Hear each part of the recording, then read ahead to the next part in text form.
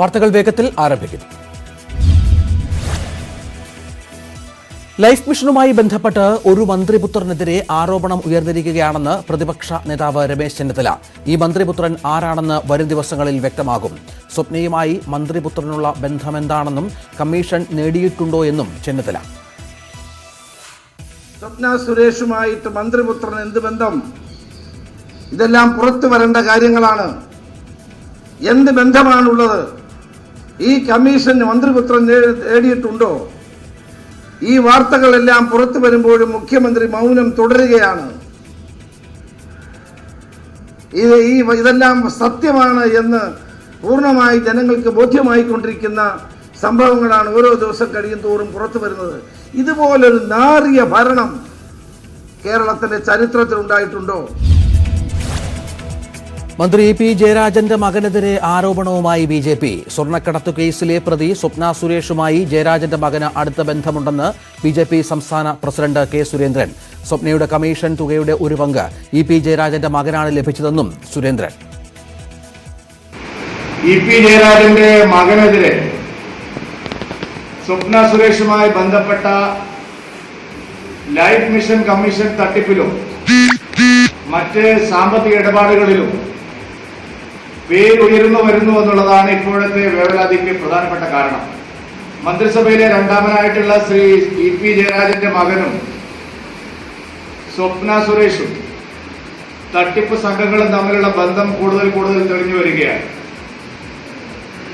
Red ക്രസന്റുമായി ബന്ധപ്പെട്ട life mission തട്ടിപ്പിൽ 1 കോടി രൂപ കഴിച്ചുള്ള കമ്മീഷനിൽ ഭീമമായിട്ടുള്ള ഒരു തുക പി ജയരാജന്റെ മകനിലേക്കാണ് പോയത് എന്ന് പുറത്തു വന്നിരിക്കുക.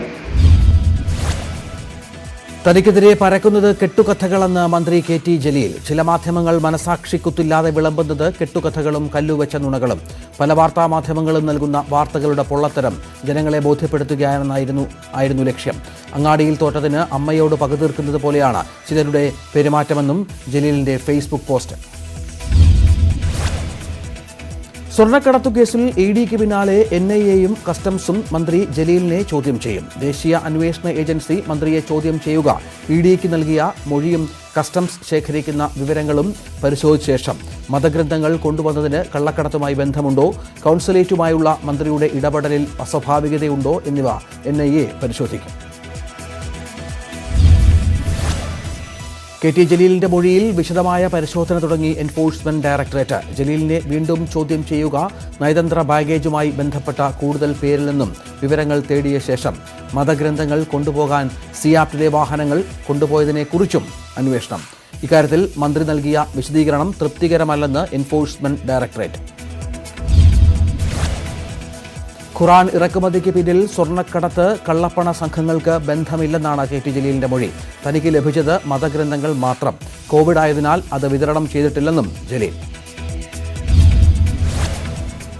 സ്വർണ്ണക്കടത്ത് ഇടപാടിൽ ബിനീഷ് കോടിയേരിയുടെ പങ്കിനെക്കുറിച്ചുള്ള അന്വേഷണം ഊർജിതമാക്കി ED. അന്വേഷണം 3 സംഘങ്ങളായി തിരിച്ച് ബിനീഷിന്റെ ഇടപാടുകളെക്കുറിച്ചുള്ള വിവരങ്ങൾ നാർക്കോട്ടിക് കൺട്രോൾ ബ്യൂറോയിൽ നിന്നും ആവശ്യപ്പെട്ട് എൻഫോഴ്സ്മെന്റ് ഡയറക്ടറേറ്റ്. എൻഫോഴ്സ്മെന്റ് ഡയറക്ടറേറ്റിന്റെ വിശ്വാസ്യതയെ തന്നെ ചോദ്യം ചെയ്തു രംഗത്തെത്തി സ്വർണ്ണക്കടത്ത് കേസിൽ പുതിയ പ്രതിരോധമുയർത്താനുള്ള ശ്രമമായി CPM. രാജ്യവ്യാപകമായി EDയെ രാഷ്ട്രീയ പ്രേരിതമായി ഉപയോഗപ്പെടുത്തിയിട്ടുണ്ട് എന്ന് CPM. കസ്റ്റംസും NIAയും അടക്കമുള്ള ഏജൻസികളെ രാഷ്ട്രീയ സമ്മർദ്ദം ചെലുത്തി തെരഞ്ഞെടുപ്പ് കാലത്ത് സർക്കാരിനെതിരെ തിരിച്ചുവിടാനുള്ള സാധ്യതയും മുന്നിൽ കണ്ട് പാർട്ടി. മന്ത്രിയും മറ്റൊരു മന്ത്രിപുത്രനും ബിനീഷ് കോടിയേരിയുമെല്ലാം കേസിൽ ഉൾപ്പെട്ടതോടെയാണ് എൻഫോഴ്സ്മെന്റിനെതിരെ CPM രംഗത്തെത്തിയിരിക്കുന്നതെന്ന് പ്രതിപക്ഷ നേതാവ് രമേശ് ചെന്നിത്തല. തൊടുന്യായങ്ങൾ പറഞ്ഞ് രക്ഷപ്പെടാൻ ജലീലിന് സാധിക്കില്ലെന്നും ചെന്നിത്തല. സർക്കാരിലും പാർട്ടിയിലുമുള്ള വമ്പന്മാർ കുടുങ്ങുമെന്നതിനാലാണ് എൻഫോഴ്സ്മെന്റ് ഡയറക്ടറേറ്റിനെതിരെ CPM തിരിഞ്ഞതെന്ന് BJP സംസ്ഥാന അധ്യക്ഷൻ കെ സുരേന്ദ്രൻ. ജലീലിനെ പുറത്താക്കിയാൽ താൻ ഉൾപ്പെടെ മന്ത്രിസഭയിലെ മറ്റ് അംഗങ്ങളിലേക്ക് അന്വേഷണം നീളുമെന്ന ഭയം മുഖ്യമന്ത്രിക്കുണ്ട്. ഇതാണ് EDയുടെ നടപടി രാഷ്ട്രീയ പ്രേരിതമെന്ന് പറയാൻ കാരണമെന്നും സുരേന്ദ്രൻ. എൻഫോഴ്സ്മെന്റ് ഡയറക്ടറേറ്റ് രാഷ്ട്രീയ പ്രേരിതമായി പെരുമാറുന്നുവെന്ന് സർക്കാരിന് അഭിപ്രായമില്ലെന്ന് AK ബാലൻ. EDക്ക് രാഷ്ട്രീയമുണ്ടെന്നത് CPMന്റെ അഭിപ്രായമാണെന്നും AK ബാലന്റെ വിശദീകരണം. ജലീലിനെതിരെ ഇപ്പോൾ നടക്കുന്നത് സംഘടിതമായ ആക്രമണമാണെന്ന് മന്ത്രി എ കെ ബാലൻ. ജലീലിനെ നശിപ്പിക്കുക എന്നത് ലീഗിന്റെയും UDFന്റെയും ലക്ഷ്യം. ഇപ്പോൾ BJPയും അത് ഏറ്റെടുത്തുവെന്നും ബാലൻ. വളാഞ്ചേരിയിൽ ജലീലിന്റെ വീട്ടിലേക്ക് ABVPയുടെ പ്രതിഷേധ പ്രകടനം അക്രമാസക്തം. പ്രവർത്തകർ ബാരിക്കേഡ് മറികടന്ന് പോലീസ് ലാത്തിവീശി.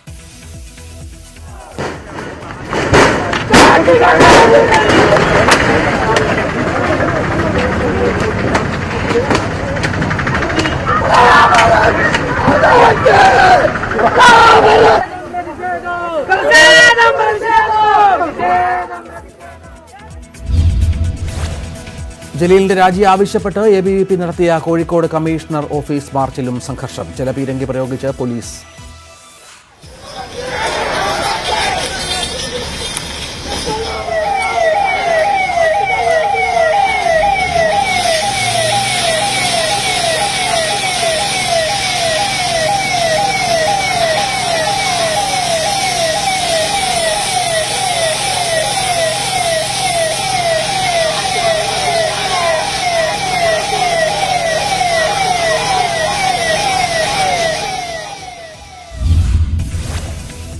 ജലീൽ വിഷയത്തിൽ പാർട്ടി നിലപാട് തന്നെയാണ് തനിക്കുമെന്ന് ഉമ്മൻചാണ്ടി. ഇക്കാര്യത്തിൽ പ്രതിപക്ഷ നേതാവും KPCC പ്രസിഡന്റും പറയേണ്ട കാര്യങ്ങൾ പറഞ്ഞിട്ടുണ്ട്. EDക്കെതിരായ CPM നിലപാട് ശ്രദ്ധയിൽപ്പെട്ടിട്ടില്ലെന്നും ഉമ്മൻചാണ്ടി. ജലീൽ രാജിവെക്കാൻ തയ്യാറാകുമോ? മുഖ്യമന്ത്രി ജലീലിനെ പുറത്താക്കുകയോ ചെയ്യണമെന്ന് K മുരളീധരൻ. നിരപരാധിയാണെന്ന് ബോധ്യമുണ്ടെങ്കിൽ ജലീൽ എന്തിനാണ് തലയിൽ മുണ്ടിട്ട് പോയതെന്നും മുരളീധരൻ. മുഖ്യമന്ത്രിയും പാർട്ടി സെക്രട്ടറിയും ചേർന്നാണ് ജലീലിനെ സംരക്ഷിക്കുന്നതെന്ന് youth league general secretary PK Firoz. ജലീൽ രാജിവെച്ചാൽ ഇതേ അവസ്ഥയായിരിക്കും തനിക്കും എന്ന ഭയം മുഖ്യമന്ത്രിക്കുണ്ട്. അന്വേഷണ ഏജൻസി വീട്ടിലേക്ക് വരുന്നത് കാത്തിരിക്കുകയാണ് CPM സംസ്ഥാന സെക്രട്ടറിയെന്നും ഫിറോസ്. ജലീലിന്റെ മൊഴിയെടുത്ത വിവരം എൻഫോഴ്സ്മെന്റ് ഡയറക്ടറേറ്റ് പുറത്തു പറഞ്ഞതിൽ അസ്വാഭാവികതയില്ലെന്നും മുസ്ലിം ലീഗ് സംസ്ഥാന ജനറൽ സെക്രട്ടറി KPA മജീദ്. അന്വേഷണം പാർട്ടി നേതാക്കളിലേക്ക് നീളുമെന്ന ഘട്ടത്തിലാണ് CPM പുതിയ ആരോപണം ഉന്നയിക്കുന്നത്. ജലീലിനെ മുഖ്യമന്ത്രി സംരക്ഷിക്കുന്നത് എന്തുകൊണ്ടാണെന്ന് അറിയില്ലെന്നും KPA മജീദ്.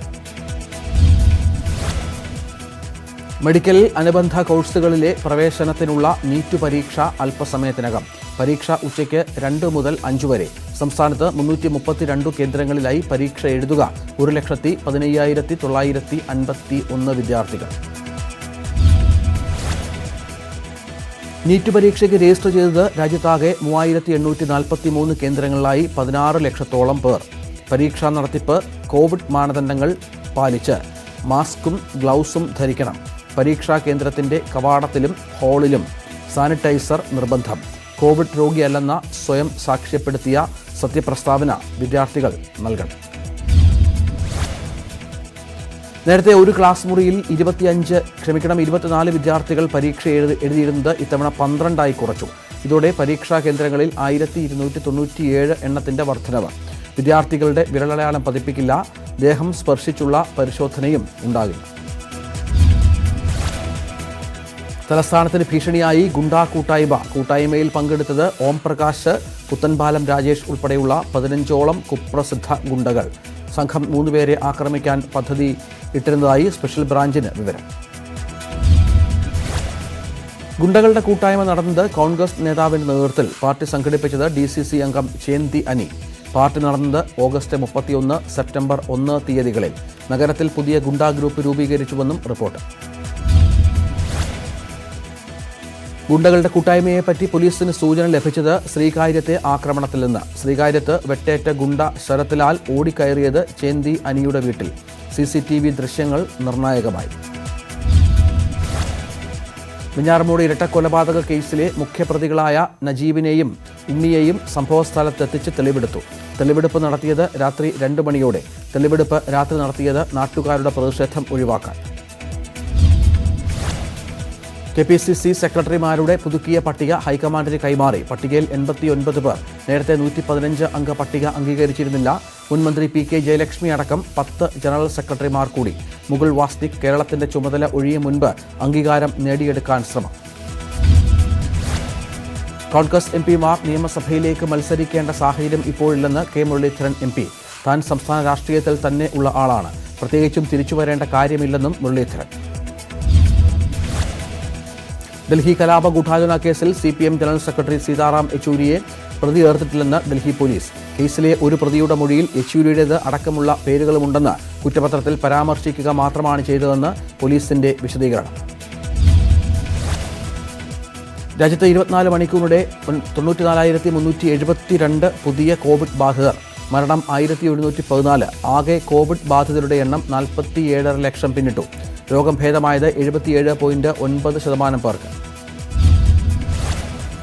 രാജ്യത്ത് കോവിഡ് ഭേദമായവർക്കായി മാർഗനിർദ്ദേശം പുറത്തിറക്കി കേന്ദ്ര ആരോഗ്യ മന്ത്രാലയം. പ്രതിരോധ ശേഷി കൂട്ടാൻ ആയുഷ് മന്ത്രാലയം നിർദ്ദേശിക്കുന്ന മരുന്നുകൾ ഉപയോഗിക്കാൻ നിർദ്ദേശം. യോഗയും ധ്യാനവും പ്രഭാത സായാഹ്ന നടത്തവും ശീലിക്കണമെന്നും മാർഗനിർദ്ദേശം.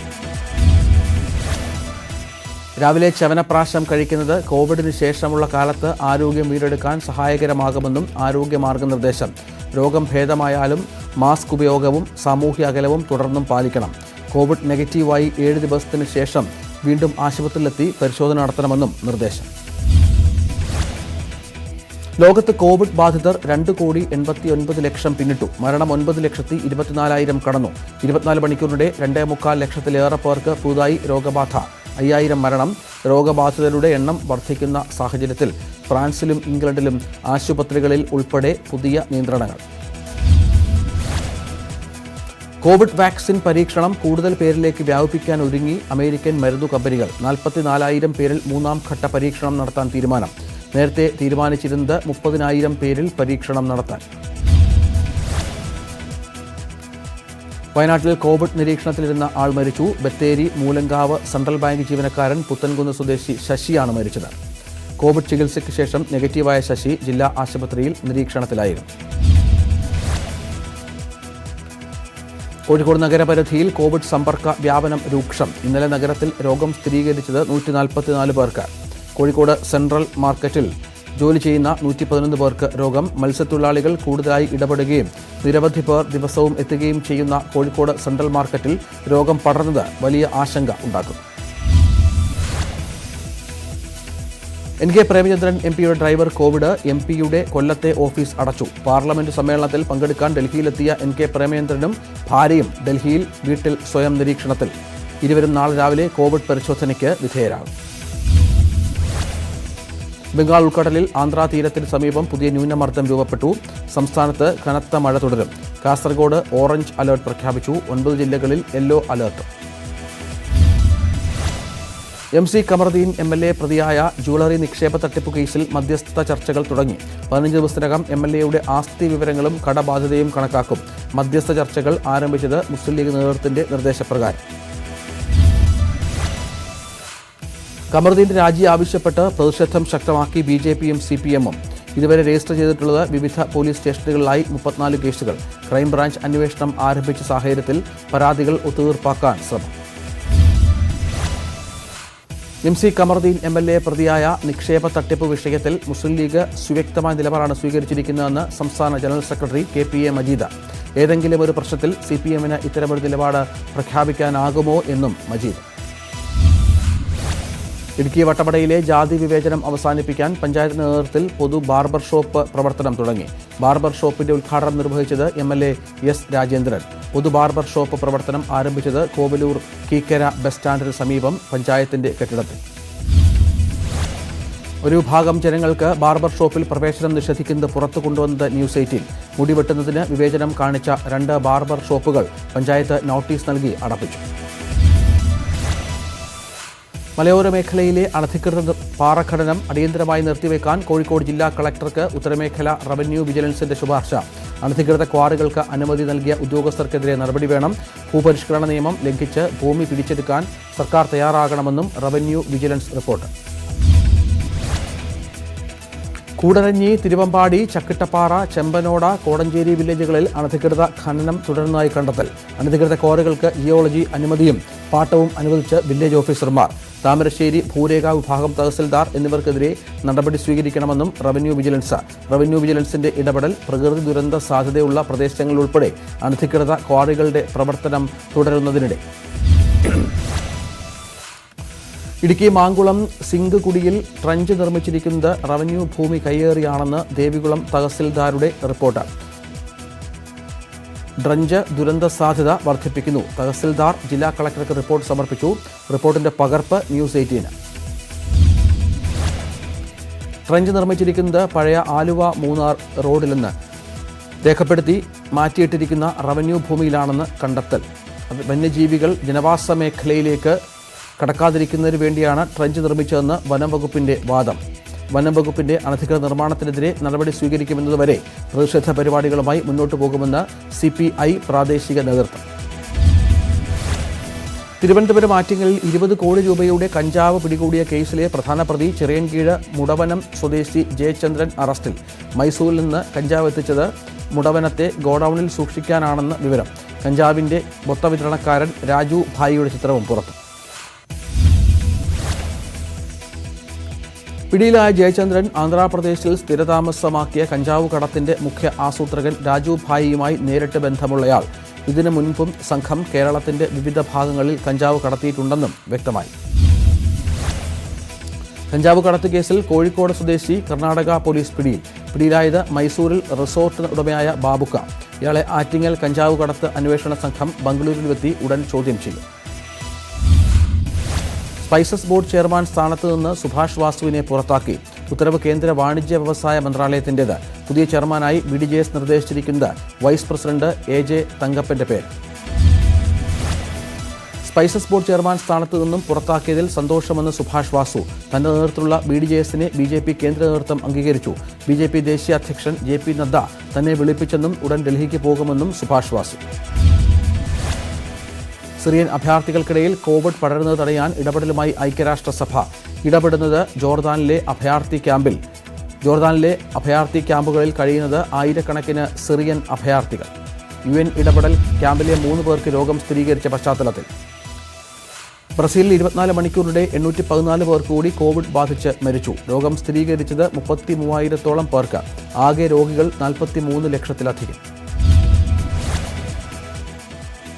ഇംഗ്ലണ്ടിൽ കോവിഡ് രോഗികളുടെ എണ്ണത്തിൽ വർധനവ്. 24 മണിക്കൂറിനിടെ രോഗം ബാധിച്ചത് 3500-ഓളം പേർക്ക്. മെയ് മാസത്തിന് ശേഷമുള്ള ഏറ്റവും ഉയർന്ന പ്രതിദിന വർധനവ്. പള്ളികളിൽ വിശ്വാസികൾ കുർബാന നേരിട്ട് നൽകാനുള്ള നടപടികൾ ഉണ്ടാകണമെന്ന് വത്തിക്കാൻ. ഓൺലൈൻ കുർബാന നിലവിൽ പ്രശ്നങ്ങളില്ലാതെ പോകുന്നുണ്ട്. എന്നാൽ ആരാധനാലയങ്ങളിൽ വിശ്വാസികൾ നേരിട്ടെത്തേണ്ടത് അനിവാര്യമെന്നും ബിഷപ്പുമാർക്ക് അയച്ച കത്തിൽ വത്തിക്കാൻ. ഓസ്ട്രേലിയയിലെ മെൽബണിൽ ലോക്ക്ഡൌൺ നിയന്ത്രണങ്ങൾക്കെതിരെ പ്രതിഷേധിച്ച ഒരാൾ അറസ്റ്റിൽ. പോലീസ് അറസ്റ്റ് ചെയ്തത് മെൽബണിലെ ക്യൂൻ വിക്ടോറിയ മാർക്കറ്റിൽ പ്രതിഷേധിച്ച സ്ത്രീയെ. ഓസ്ട്രേലിയയിൽ കോവിഡ് കേസുകൾ കൂടുതലും മെൽബൺ ഉൾപ്പെടുന്ന വിക്ടോറിയയിൽ. ഔദ്യോഗിക കണക്കുകളിൽ ഉള്ളതിനേക്കാൾ കൂടുതൽ പേർക്ക് കോവിഡ് ബാധിച്ചിട്ടുണ്ടാകാമെന്ന് മെക്സിക്കോ. രാജ്യത്ത് ഔദ്യോഗികമായി രോഗം സ്ഥിരീകരിച്ചിട്ടുള്ളത് 6 ലക്ഷത്തിലധികം പേർക്ക്. 24 മണിക്കൂറിനിടെ 6000-ഓളം പുതിയ രോഗികൾ. മരണസംഖ്യ 70,000 പിന്നിട്ടു. ന്യൂസിലൻഡിൽ വീണ്ടും കോവിഡ് കേസുകൾ. ഇന്നലെ മാത്രം സ്ഥിരീകരിച്ചത് 2 പേർക്ക്. രോഗബാധ വിദേശത്ത് നിന്നെത്തിയ ഒരാൾക്കും ക്വാറന്റൈൻ കേന്ദ്രത്തിൽ ജോലി നോക്കിയിരുന്ന ആൾക്കും. ആശങ്കപ്പെടേണ്ട സാഹചര്യമില്ലെന്ന് ആരോഗ്യവകുപ്പ്. ആഫ്രിക്കൻ രാജ്യമായ അങ്കോളയിൽ പോലീസിനെതിരെ പ്രതിഷേധവുമായി ഡോക്ടർമാർ. പ്രതിഷേധം കോവിഡ് നിയന്ത്രണം ലംഘിച്ചതിന് പോലീസ് കസ്റ്റഡിയിലെടുത്ത ഡോക്ടർ മരിച്ച പശ്ചാത്തലത്തിൽ ഈ മാസം 1-ന് ഡോക്ടറെ കസ്റ്റഡിയിലെടുത്തത് മാസ്ക് ധരിക്കാതെ ഡ്രൈവ് ചെയ്തത്. വിവാഹ വാഗ്ദാനം നൽകി വഞ്ചിച്ചതിനെ തുടർന്ന് കൊല്ലം കൊട്ടിയത്ത് യുവതി ആത്മഹത്യ ചെയ്ത സംഭവത്തിൽ സമരത്തിനൊരുങ്ങി ആക്ഷൻ കൗൺസിൽ. സീരിയൽ നടി ലക്ഷ്മി പ്രമോദ് ഉൾപ്പെടെയുള്ളവരെ അറസ്റ്റ് ചെയ്യണമെന്ന് ആവശ്യം.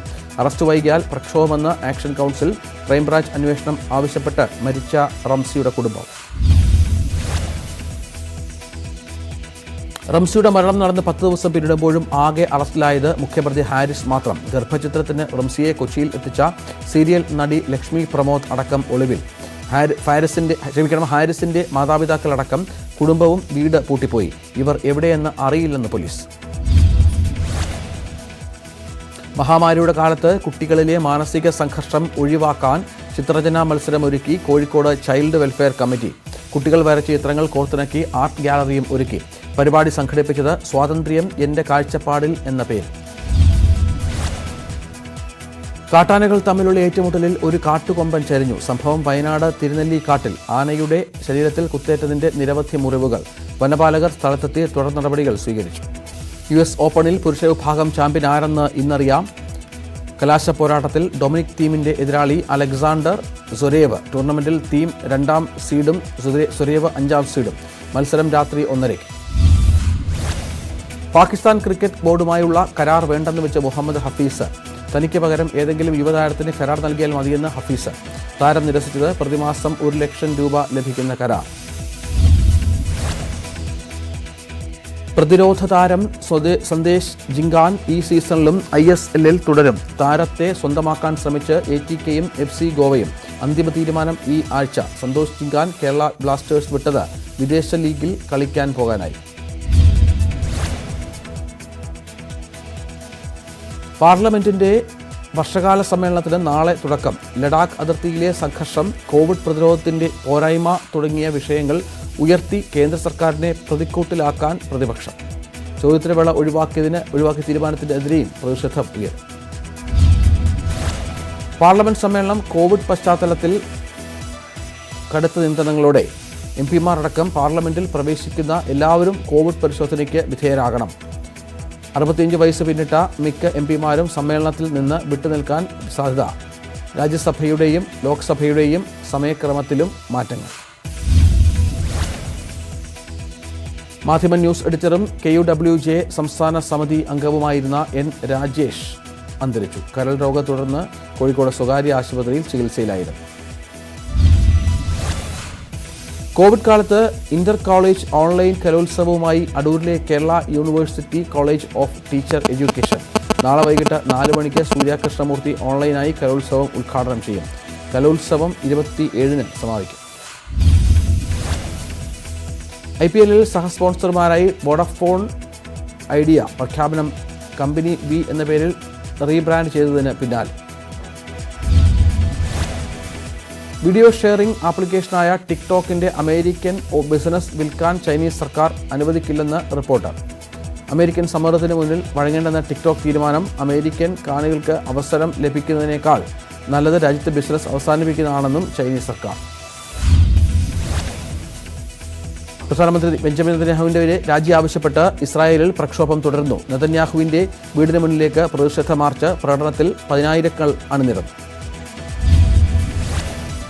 താലിബാൻ ഭീകരർ വെടിനിർത്തലിന് തയ്യാറാകണമെന്ന് അഫ്ഗാനിസ്ഥാൻ സർക്കാർ. യുദ്ധത്തിൽ ആർക്കും നേട്ടമുണ്ടാകില്ലെന്നും സർക്കാർ. അഫ്ഗാൻ സർക്കാർ പ്രതിനിധിയുടെ പ്രസ്താവന താലിബാനുമായി ഖത്തറിൽ നടക്കുന്ന ചർച്ചകളിൽ.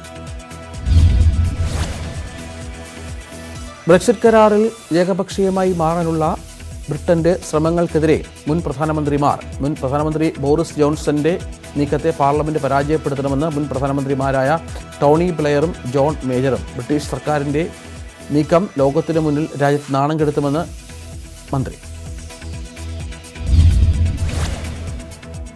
വെനീസ് ചലച്ചിത്ര മേളയിൽ US ചലച്ചിത്രം നോ മാഡ്ലാൻഡിന് ഗോൾഡൻ ലയൺ പുരസ്കാരം. ചിത്രമൊരുക്കിയത് ചൈനീസ് വംശജനായ ക്ലൗസ് ഷാവോ.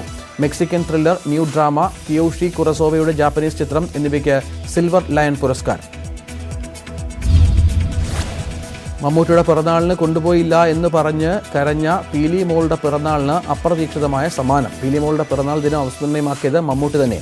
വീഡിയോ കോളിൽ പീലി മോൾക്ക് ആശംസയും നൽകി താരം. വാർത്താ ബുള്ളറ്റിൻ പൂർണ്ണമാകുന്നു. നമസ്കാരം.